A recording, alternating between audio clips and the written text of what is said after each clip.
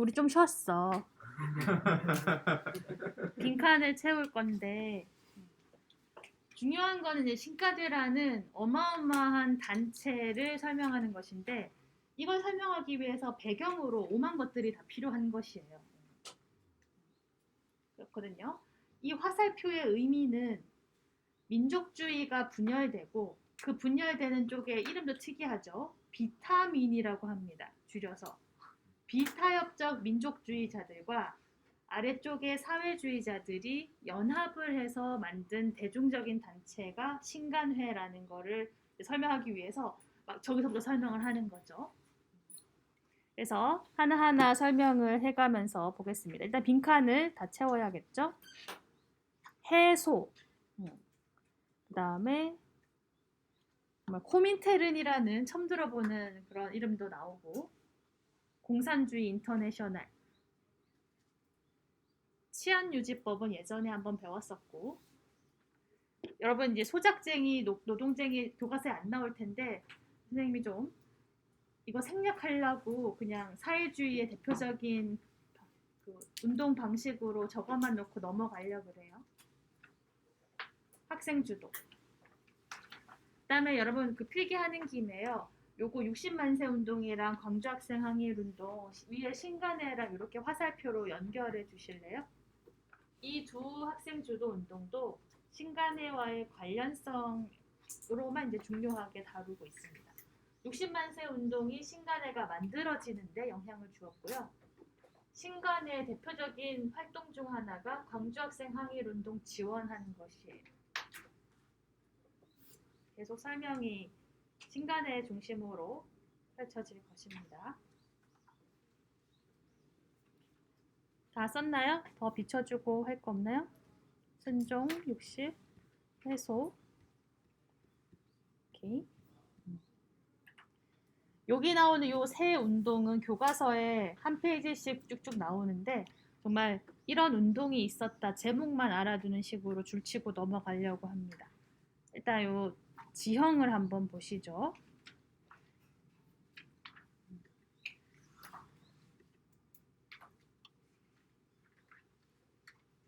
사회주의 이런 거 좀 잘 배웠나요?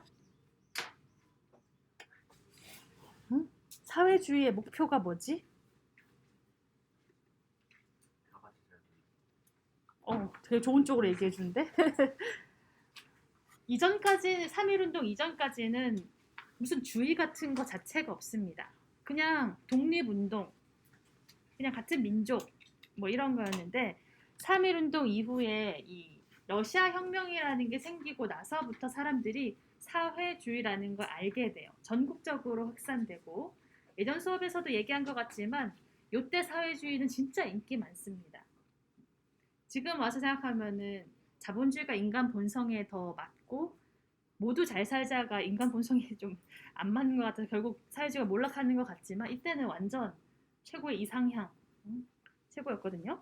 그래서 많은 사람들이 또 독립운동의 한 방편으로서 사회주의를 받아들이고 엄청 많아집니다. 그럼 나머지 사람들이 뭐라고 부르죠? 사회주의의 반대말인 자본주의자 이렇게 부르진 않고요. 그냥 민족주의자라고 부릅니다. 이렇게 개념을 좀 다른 레벨로 하는 거죠. 그래서 이 둘로 크게 갈라지고 사이는 별로 좋지 않습니다. 여기 자본주의자들도 다 섞여 있는 개념이기 때문이죠. 그 다음에 이 중에서도 문화통치, 이른바 민족분열 통치가 20년대 쭉 이어지면서 변절하는 사람들이 다수 등장합니다. 많아요. 그 사람들을 타협적 민족주의자라고 우리가 개념화하고 있습니다. 7이라고 할 수 있죠. 그럼 나머지는 뭐라고 부르냐? 비타협적 민족주의자라고 부르는 거죠. 그리고 이 한 세 계열이 공존하는 와중에 여기에 사회주의자들과 이쪽에 비타민들이 결합해서 만든 단체가 뭐다? 신간회다. 요것이 이제 핵심입니다. 이것은 남북 통일급입니다. 그렇지 않나요? 정말 어려운 거예요. 사회주의와 민족주의가 함께하는 것은 정말 어려운데 좌우 합작을 처음으로 이루어낸 단체가 신간회가 되겠습니다. 한번 교과서 보면서 해보겠습니다. 일단 이 페이지에는 사회주의가 뭔지, 어떻게 우리나라에 뿌리 내렸는지 이런 게 나와 있어요. 적어두시면 좋을 것 같아요. 사회주의란 개인의 사적 소유를 인정하지 않는다. 이것에 대해서 이제 거부감이 많이 들죠. n분의 1이라고나 할까? 그냥 똑같이 나눠. 공산. 그 다음에 계급타파를 주장하는데 혹시 여기서 말하는 계급타파가 그 누구와 누구와의 대립인지 아실까요? 그렇습니다. 자, 되게 뭔가 뭘 들었는데 내가 지금? 내가 뭐 이상한 말 들었는데? 재원이가 얘기한 거야? 누가 얘기했는데? 괜찮구나.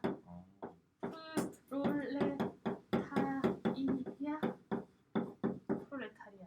타이야? 뭐지 외국어라. 러시아어라서 그래요. 프롤레타리아.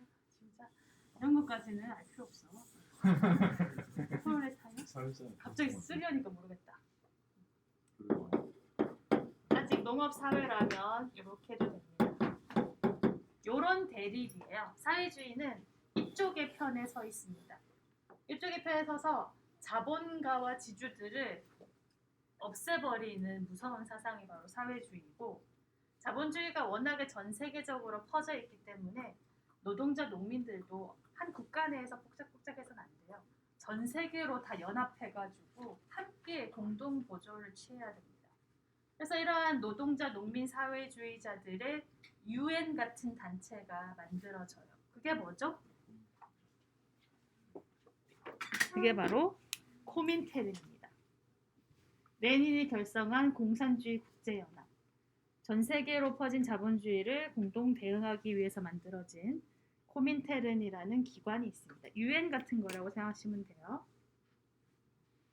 근데 이런 코민테른들이 뭐라고 얘기하냐면, 우리는 사회주의이긴 한데 제국주의도 자본주의의 그 일부이기 때문에 우리는 제국주의 싫어한다. 식민지 해방 도와주겠다. 도와주면은 나중에 독립하고 나서 사회주의 국가 세울 거지? 약속? 뭐 이렇게 얘기하면서 도와주는 거예요. 그러니까 우리 이제 식민지인들 같은 경우는 사회주의가 이렇게 도와주니까 되게 또 믿기가 쉬운 거죠. 대표적인 사람이 이동휘라는 사회주의자가 있습니다. 이미 몇 번 나왔는데요. 이 사람의 가장 큰 직함이 뭐였습니까? 그렇습니다. 통합된 임시정부의 국무총리였습니다. 연해주 대표였고요. 이동휘 관련해서 한 가지만 더 얘기해 드릴게요. 코민테른이 이거 지원하겠다고 했는데 정말 크게 지원합니다. 레닌이 이 조선의 사회주의자들한테 200만 루블을 주겠다라고 약속을 하고, 그 중에 40만 루블을 정말로 지급했습니다. 40만 루블은 현재 가치로 510억이에요. 독립하고도 남겠다 싶죠? 통이 크셔요. 아주 훌륭한 분 같네. 그래서 이동희가 그것을 받아와요. 받아와서 어떻게 하죠?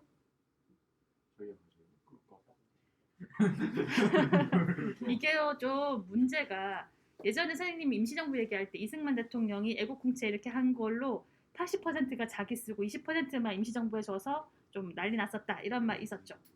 이동희도 똑같습니다. 이것은 레닌이 한국의 사회주의자들을 위해서 준 돈이지 임시정부를 위해서 준 돈이 아니다 라고 하면서 이게 좀 안 줘요. 임시정부를 위해 내놓지 않아요. 그래서 김구 같은 사람은 횡령이다 라고 해서 횡령죄를 걸어버립니다. 그리고 그거 돈 운송하는 사람 총살하기도 하고 그러죠. 이런 뭐 교과서에 안 나온 사건이 있을 정도로, 선생님이 얘기하고 싶은 것은 한쪽은 사회주의자, 한쪽은 자본주의자니까 이승만과 이동희 모두 그런 허물이 있다라는 걸 공평하게 얘기를 해주고 싶었습니다. 이게 후원금 형식이라서 그래요. 세금이면 절대 이렇게 쓰면 안 되는데 각자의 다른 루트로 들어온 후원금을 쓰다 보니까 이러한 생각의 차이가 있을 수 있었다. 그거를 그냥 주는 사람이 말하면 되잖아요. 그쵸. 주는 사람 마음이죠. 근데 받아들인 입장에서는 510억 인정했으면 얼마나 좋아 이런 생각하겠죠. 근데 어떤 사람들도 이동희는 그걸 네가 왜 탐내? 뭐 이렇게 생각할 수 있죠. 이렇습니다. 이동희라는 걸출한 인물도 있고, 그다음에 아래쪽은 이렇게 3.1운동 이후에 우리나라에 사회주의가 뿌리 내리는 과정입니다. 노동운동과 농민운동이 점차 활발해지고 이러한 단체 같은 것도 조직도 결성이 되고 끝판왕인 조선공산당도 결성됩니다. 이제 이름 드니까 무섭죠. 사회주의 사상.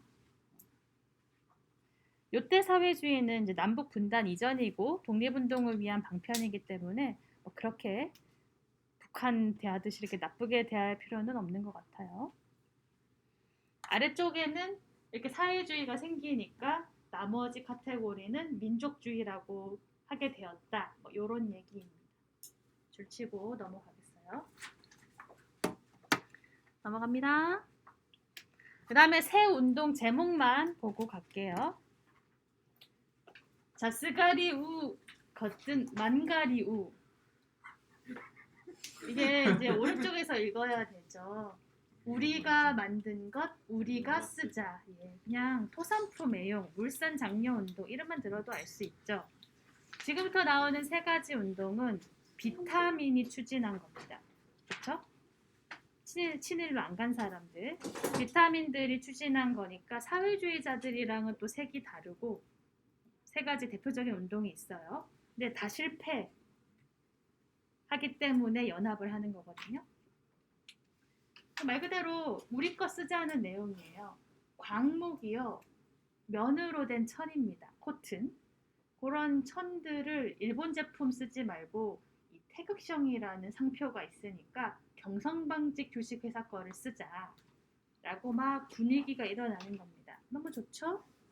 근데 문제가 없지 않아요. 아래쪽에 보시면 줄쳐 놓으시는데 그만큼 생산하지 못하거든요. 수요만큼. 그러니까 엄청 비싸져요. 엄청 비싼 걸 애국심으로 사게 되죠. 그러다 보니까 어떤 사람들은 이거 경성방직만 좋은 거 아니야? 이런 생각을 하게 되고 그것은 이제 빠르게 사회로 환원하지 않으니까 뭐 이런 불만이 있었겠죠. 그리고 그냥 금방 또 잦아듭니다. 그리고 막 사람들도 친일로 가고. 그러니까 한번 탁 일어났다가 또 사그라진 운동이 물산 장려 운동이 되겠습니다. 이렇게 넘어가요. 여기 보시면 이렇게도 평가하고 있죠. 이기적인 운동이라고. 이런 선전 같은 거에서 자기들만 잘 산다고 이렇게 비판하는 글도 많았습니다. 생각해보면 뭐 그럴 수도 있죠. 그 다음에 밀립대학 설립 운동입니다. 이것은 말 그대로 우리나라의 한국인의 힘으로 우리 대학을 세우자라는 것이에요. 대학 자체가 아예 없습니다. 관립이든 밀립이든. 대학 가려면 유학 가야 돼요. 일본은 대부분. 아니면 미국 가야 되죠.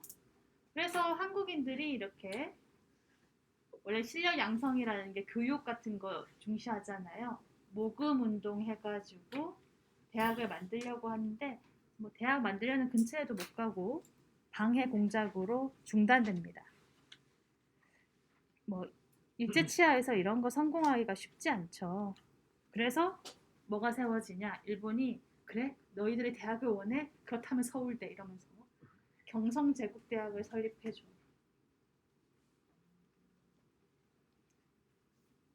서울대가 가장 오래된 대학이에요.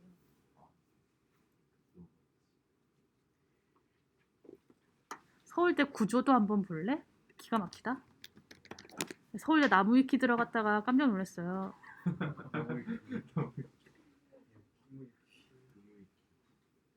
놀라지 마. 역사에 가.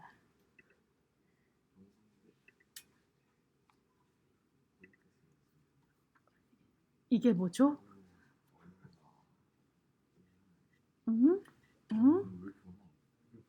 이게 지금 세워진 경성제대는 1924년에 세워진 이거고 의학부와 법문학부가 처음 생긴 요건 것 같은데요. 이게 각종 뭐 이런 거를 단과별로 따져보자면 오만 것들이 다 통합되어 있나 봐. 와 이게 뭐야? 야, 이걸로 논문 써도 되겠다. 이게 서울대 클래스. 서울대. 뭐 이게 사범대학 같은 경우는 뭐 무슨 고종이 세운 관립 한성 사범학교부터 역사가 시작된다. 뭐 이렇게 되네요. 뭐 학맥이 그렇게 이어질 수 있죠. 한번 봤어요. 공대는 나중에 생기네. 이공학부는 41년에 생기네.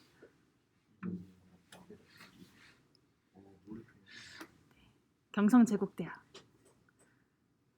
마지막 농촌 계몽 운동이라는 것도 있어요. 이거는 뭐 실패하고 말고는 없죠. 그냥 운동인데 조선일보에서는 문자 보급 운동이라고 하고 동아일보에서는 브나로드 운동. 이거 러시아어입니다. 한국말 이런 거 시나브로 같은 한국말 아니에요. 브나로드 민중 속으로 이런 그 러시아 사회주의 쪽의 그런 단어인데 이런 것들이 전부 그냥 합쳐서 농촌 계몽 운동이라고 생각을 하시면 됩니다. 주로 하는 일은 학생과 청년들이 정말 이제 오지 같은 농촌으로 가는데 아직도 문맹률이 그렇게 높아요. 한글 가르쳐 주는 거예요. 야학 열어가지고 야학이 그냥 마을회관 같은데 교실 칠판 갖다 놓고 카, 캬, 코, 켜 이런 거 한번 따라 하는 겁니다. 야학. 근데 요새는 이제 이런 게 거의 없어진 이유가 다들 글을 읽기 때문이죠. 그다음에 위생 개선, 미신 타파, 구습 제거, 근검 절약, 그렇죠? 씻어야 됩니다. 어렵죠. 안 씻는 사람들 많아요. 아프면 약을 먹어야 됩니다. 굿을 하는 게 아니라 뭐 이런 것들 고쳐야 될 게 한두 개가 아니에요. 그런 것들을 학생과 청년들이 보급하는 겁니다. 정말 계몽이 필요한 시대였죠. 이런 거를 이제 특히 언론사가 열심히 하고 언론사가 농촌 계몽 운동으로 그 현상금 걸고 상금 걸고 그 소설도 공모했었는데요. 그 공모전에서 1등한 이제 소설이 신문의 상록수라는 소설입니다. 정말 재미없어요. 어떤 내용이냐? 동혁이라는 남자랑 영신이라는 여자가 농촌 계몽 운동하다가 만나요. 연애 소설이 성공하려면 연애를 좀 해야 되죠. 연애하다가 또 각자 또 열심히 하는데 여주인공이 야학을 하는 선생님이었는데 얼마나 열심히 가르쳤던지 죽어요. 바로로 죽어요. 야학만 가르치는 것만 아니고 막 야학 건물도 만들고 막 이러다가 바로로 죽었습니다. 선생님으로서 참 배워야 할 모습인데 그래서 동혁이가 뒤늦게 찾아와서 아니 영신이가 죽다냐 울면서 네가 완수하지 못한 농촌 계몽운동 내가 계속할게 이러면서 끝나는 소설이에요. 제가 좀 재미가 없어요. 네. 근데 이게 이제 그런 것을 의도하고 공모한 소설이니까 그런 거죠. 이게 일종의 근데 제가 너무 희화화한 것 같은데 뭐 문장 같은 거는 되게 좋은 문장이에요. 훌륭한 시문의 소설이죠. 하하하. 읽은 사람도 있을걸? 좀 배워 문학에서. 세 가지 운동 전부 다 뭐 큰 영향은 없었다. 마지막 거 빼고는. 일제가 허용하는 범위 안에서 진행되고 여러 가지 또 문제에 부딪히다 보니까 대부분 하다 말고의 시기라서 이 민족주의자들도 뚜렷한 결과 없이 이렇게 시간을 보내게 되는 거죠. 그런 한편 마지막에 여기 참정권 운동과 자치운동은 우리가 앞에서 어디 갔냐 배웠던 요 첫 번째 타민들입니다. 그 타협적인 친일로 간 사람들. 자치운동이 뭔지 확실하게 알아주세요. 자치운동. 이게 뭐냐? 이것을 사실 1920년대 문화통치 부분에서 언급을 했었습니다. 이런 운동도 있었고 자치운동이 크죠. 자치운동이라는 게 뭐냐? 일단 이런 말이에요. 독립은 불가능하다. 라고 전제로 깔고 일본에서 독립하는 건 정말 현실적으로 어려우니까 자치까지 가자라는 겁니다. 자치라고 했을 때 핵심 단어는 조선의회 설립이에요. 일본 의회가 활동하고 있으니까 이제 조선을 자치령으로 만들어서 우리가 조선의회를 통해 자치하면은 그게 독립과 다름없지 않느냐. 이 정도는 일본이 허락해 줄 것 같다. 언젠가는. 이런 식으로 하면서 사람들을 이제 현혹시키는 거죠. 민족 진영을 분열시키고. 굉장히 많은 사람들이 여기에 끌립니다. 이광수, 최린, 김성수 같은 사람들. 그래서 민족주의자들의 입지는 점점 이런 사람들 때문에 좁아지고 마침내 이렇게 세 계열로 분열이 되는 겁니다. 타협적 민족주의들. 선생님이 편의적으로 뭐 비타민 이렇게 부르는 게 아니에요. 그냥 교과서 용어입니다. 비타협적 민족주의자들, 사회주의자들. 이렇게 셋이 분열이 되어 있습니다. 사회주의자 중에서 타협하는 사람이 없어요. 사회주의자는 타협하지 않아. 이 사람들은 투철해 아주 그냥. 무서운 사람들이야. 와, 뭐라고? 내가 이상한 단어를 들은 것 같은데? 이상한 단어를 들었어. 프롤레타리아만큼. 독일어였어? 아, 러시아어가 아니었네. 뭐야 독일어. 프롤레타리아. 아니야. 와, 이런 거 아니었는데.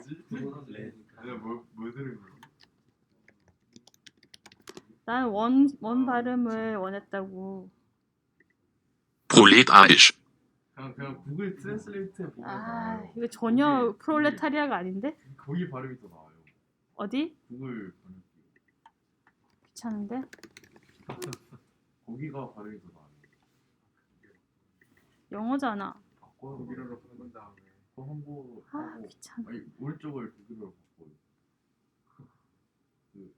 여기 있어요. 그 감사선. 이거? Proletarisch. 전혀 프롤레타리아로 말하면 안 될 것 같은데? 몇 번 맞은 데는 Proletarisch. 됐어요. 네, 이 정도면 됐습니다. 자, 신간회로 가기 위한 마지막 관문입니다. 두 운동을 또 잠깐 언급하고 갈게요. 줄 치세요. 60만세 운동은 여기에 나오듯이 이 신간회라는 좌우합작, 민족협동전선, 민족유일당 당시에 이렇게 많이 불렀는데요. 그런 걸 결성할 수 있었던 공감대 형성 차원에서 중요합니다. 이 만세운동 자체는 크지 않았어요. 순종이 사망합니다. 근데 딱 느낌이 오잖아요. 고종 죽었을 때 인산일에 3.1운동 일어난 경험이 있으니까 다들 또 한 번 일으켜보자라고 한 겁니다. 제2의 3.1운동. 그래서 조선공산당 사회주의 계열과 이런 민족주의 계열, 학생단체가 정말 3.1운동처럼 해보려고 했지만 일제가 당연히 예상했기 때문에 성인들은 다 압수, 체포됩니다. 학생들만 남았는데 학생들이 또 놀랍게도 예정대로 시위해요. 이거 참 놀라운 일이죠. 무서울 수도 있었을 텐데 합니다. 그래서 이제 서울 시내에 잠깐 이렇게 만세운동하고 그냥 끝났어요. 다만 학생들이 좀 주체로 적극 역할을 했다는 점과 이때 준비하면서 연대한 경험이 나중에 이제 좀 도움이 된다는 것. 그 정도로 60만세 운동은 넘어가도록 하겠습니다. 갑니다. 경문 이런 거는 알 수 없어요. 옆에 뒤에 나오는 이런 경문과 도저히 구분도 안 되고. 네. 광주 학생 항일 운동으로 가보겠습니다. 광주 학생 항일 운동은 그 나름대로 그 자체도 중요하죠. 왜냐하면 제일 마지막에 나오듯이 3.1운동 이후 일어난 최대 운동이기 때문에 대중이 굉장히 많이 동원이 됐어요. 시작은 패싸움, 학생 간의 패싸움. 근데 패싸움인데 칼이 등장하긴 해. 일본 애들은 중학생인데 칼 들고 다니나 봐. 길 가다 일본 중학생이 칼로 조선인 남학생 찌르고 이래요. 무서운 애들이야.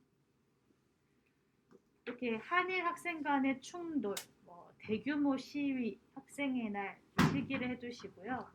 작년 11월 3일쯤 되니까 우리 학교 학생회에서 그 대자보 같은 거 붙여서 홍보했던 기억 나요.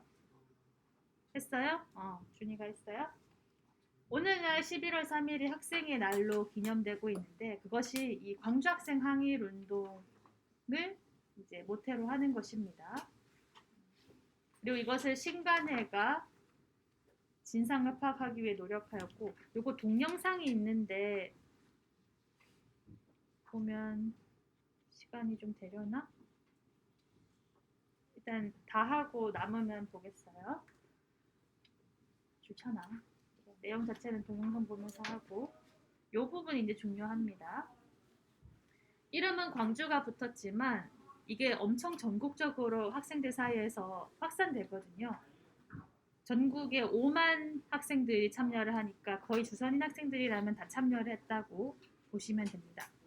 애초에 이런 문제가 생긴 이유가 일본 경찰이 제대로 수사를 안 하고 되게 편파적으로 일본인 학생들한테 유리하게 하기 때문에 신간회가 나선 겁니다. 진상을 파악해야 된다. 우리 입장에서. 그런 식으로 도와줬다는 얘기예요. 이 얘기가 신간회에서 다시 한번 나옵니다. 넘어갈게요. 이 페이지는 생략하고 다음 페이지에 이제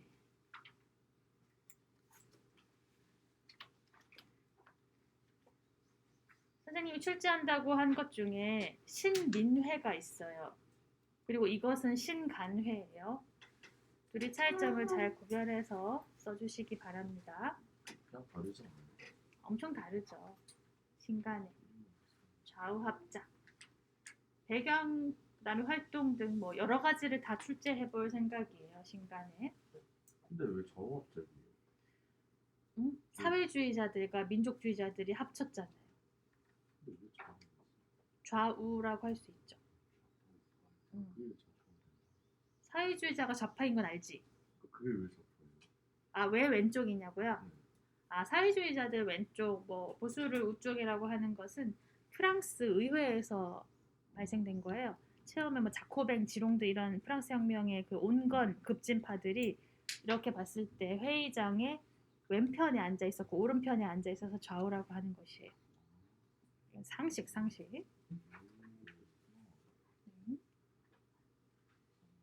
하도 여러분 사이에 뭐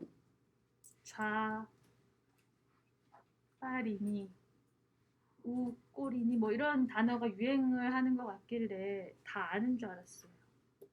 아니었군요. 한번 설명해 볼게요. 신간회가 어떻게 결성될 수 있었냐. 좌우 합작이 너무너무 어려운 건데 그게 어떻게 가능했냐라는 것은 이런 첫 번째 문단을 쓰시면 되겠습니다. 포인트 키워드를 넣어가지고 금방 설명했듯이 한쪽에서는 자치운동이 너무 거세고 그래서 남은 비타협적인 민족주의자들은 그들 자체로는 이제 생존이 어려울 정도로 그런 설자리가 좁아졌고 그래서 연대가 필요했고 한편 사회주의자들은 앞에서 배운 치안유지법이 너무 강했기 때문에 계속 탄압이 되는 거예요. 그래서 활동 자체가 어려워지는 겁니다. 둘이 합쳐서 합법단체를 만드는 것이 신간회입니다. 뒤에도 나오겠지만 신간회는 비밀 결사가 아닙니다. 회원 수가 다 노출되어 있고 누가 회원인지도 알고 지회가 어디 있는지도 아는 일제가 모두 다 아는 합법 조직입니다. 그래서 참 대단한 것이죠. 그러면서 이게 이제 통합되는 과정이 있어요. 좌우 합작되는 과정. 이런 신간회의 전신인 조선민흥회라는 것도 있었고요. 정우회 선언이라는 유명한 사료도 있고요. 이런 식으로 서로 합치자고 해서 합쳐졌습니다. 제가 여기 써놓은 것은 뭐냐면 여기 코민테른의 민족 통일 전선론을 길게 설명해 놓은 것이에요. 아까 코민테른이 있었는데 그들의 지시를 전 세계가 다 따른다고 했잖아요. 그게 뭐냐면 1920년대 초에 코민테른은 동아시아에서 사회주의 세력이 되게 미미하니까 이걸 확산시키기 위해서 대중 속으로 파고들기 위해 익숙한 민족주의자들과 함께 활동을 하라. 그러면서 이제 사회주의를 이제 공부시키고 퍼뜨려라. 이렇게 전략을 취한 거예요. 그러니까 이제 좌우 합작이 가능한 거죠. 사회주의 입장에서도. 중국의 국공 합작도 우리나라에 좀 영향을 미치는데 여러분 국이 뭐의 약자죠? 요거는 다 알고 있네요. 장제스의 국민당. 이쪽이 그 우리의 민족주의 쪽이라고 생각하시면 되고요. 공산당, 중국 공산당. 네, 맞습니다. 마오, 중국도 좌우 합작의 케이스가 벌써 있거든요. 그런데 이제 우리 국내도 영향을 받은 것이죠. 이러한 여러 세계적인, 국제적인 좌우 합작 분위기도 영향을 주어서 마침내 신간회가 1927년에 탄생했다. 우리나라의 민족협동 전선이다. 됐어요. 그리고 엄청 큰 단체다. 대중적인 단체다. 100개의 지회가 있고 수원지회, 부산지회 이런 거 있었고 평양지회 많을 때는 회원이 4만 명이고 이런 엄청 큰 단체였다 라는 것이고요. 아래쪽의 사료는 이제 정우회 선언 같은 것이 좀 유명한데 민족주의 계열도 사회주의 계열도 지금 이 시점에서는 함께 해야 된다는 걸 주장하는 글입니다. 되게 글이 어려운데요. 포인트를 딱 줄을 치자면 여기는 주의를 따지지 말고 대혁명당을 조직하자라는 말이 있죠. 여기 주의가 바로 민족주의니 사회주의니 하는 것이 되겠습니다. 안창호가 대표적인 민족주의 계열이잖아요. 이쪽에서도 얘기하고 그러니까 북한 말투처럼 되어 있는 이 사회주의 계열에서도 되게 막 어려운 말이 많은데 좀 핵심은 이 부르주아 민족주의가 타락하지 않는 한 해서는 적극적으로 제휴하자 이런 말을 하면서 둘 다 민족의 유일한 정당 좌우 합작을 하자라고 주장을 하는 내용입니다. 이런 분위기가 형성이 됐다라는 것이에요. 괜찮나요? 그러니까 정우회 선언 같은 걸 제 선생님이 사료로 내놓고 여기에 줄을 치고 적극적으로 제휴하여 이런 걸로 인해서 탄생한 단체가 뭐냐? 그러면 이제 신간회가 이렇게 떠올라야 되는 것이에요. 읽어보면 알아. 사료의 딱 핵심을 파악하셔야 돼요. 자, 다 해갑니다. 좀만 힘내세요. 그렇게 만들어진 신간회가 4년 3개월, 짧다면 짧을 수 있죠. 같이 활동을 해나갑니다.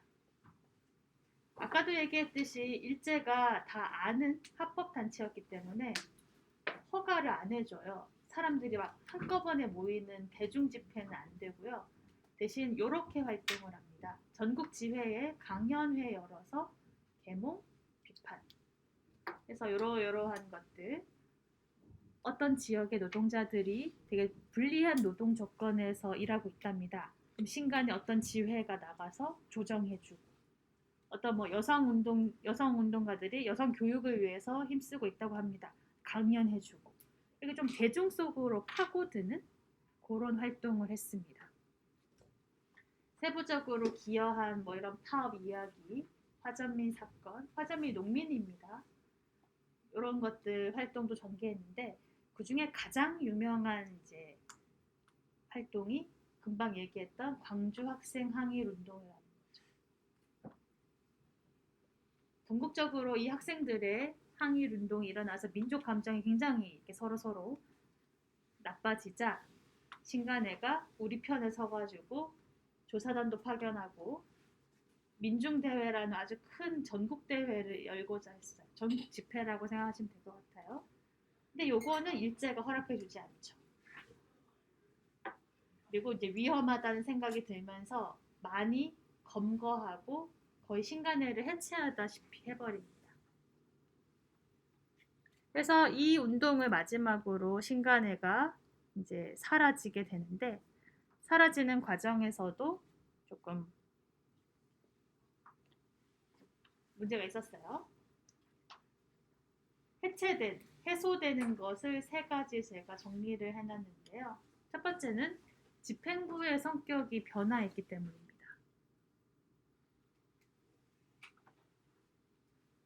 이거 봐. 올려하자. 새롭게 집행부가 앞에 이제 많이 주축이던 사회주의자들이 좀 강경하는 사람들이 검거되면서 배터리 전원 부족에서 경고. 온건해지면서 원우서 전투에서 경고. 배터리 전원 부족. 네. 명규야 깜짝 놀랬지? 괜찮아. 광주학생 항일 운동처럼 또 비슷한 조선인 한테 불리한 그런 사건이 일어났다고 해요. 신문에 조선인들은 도적질을 좋아한다 하면서 되게 비하하는 그런 글이 실렸는데 예전 신간에 같으면 항의하고 그런 신문사에 수정을 요구하는 그런 활동을 했겠지만 새로운 집행부는 경거망동을 하지 말라는 둥 대부분의 조선 사람들한테 냉정하게 상황을 보자는 둥 나서지 않은 겁니다. 그러면서 사람들이 이 신간에 실망해서 좀 떠나기 시작하고요. 무엇보다 결정적인 것은 코민테른이 변경된 거죠. 20년대 초반만 해도 민족과 연대해서 퍼뜨려라 라고 했던 사회주의자들 지침이 이때가 되면은 이제 민족이랑 연대는 그만 사람들이 사회주의자를 이제 많이 알게 되었으니까 우리가 할 수 있는 그런 계급 투쟁을 하자라고 노선을 변경합니다. 사회주의자들은 당연히 이런 거 받아들여서 나가려고 하죠. 그래서 해소됩니다.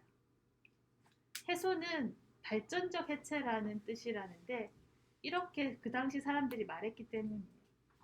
사회주의자들이 우리가 신간회를 떠나는 것은 해체가 아니라 더 투쟁을 잘하기 위해서 발전적으로 해소하는 것이다 라고 말했기 때문에 사료 용어로서 해소라고 쓰고 있습니다.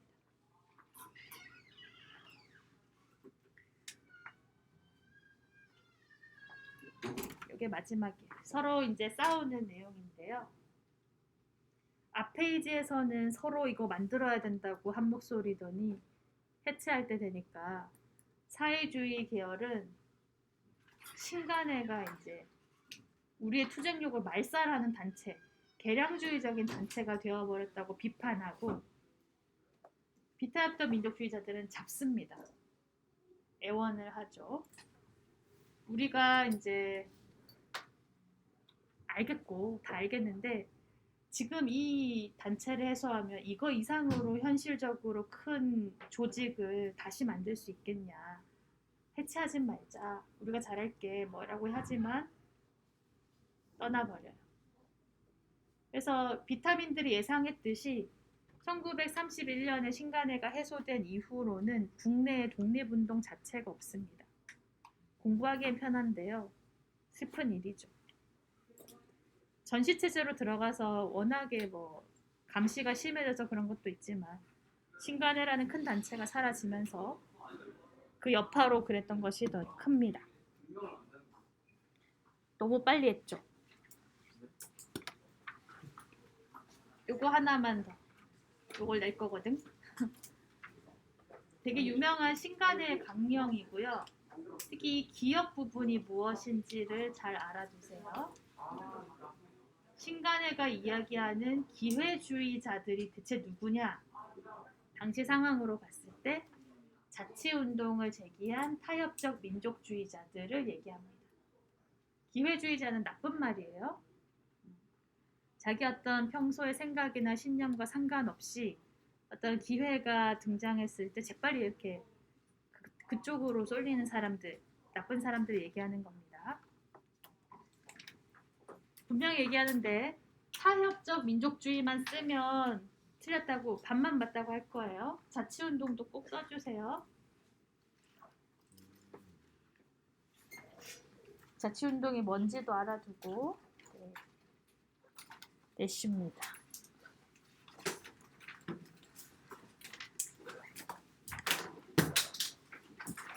오늘 못한 요거 다음 시간에 조금 할게요. 토론하기 전에 이 부분 하겠습니다. 16번.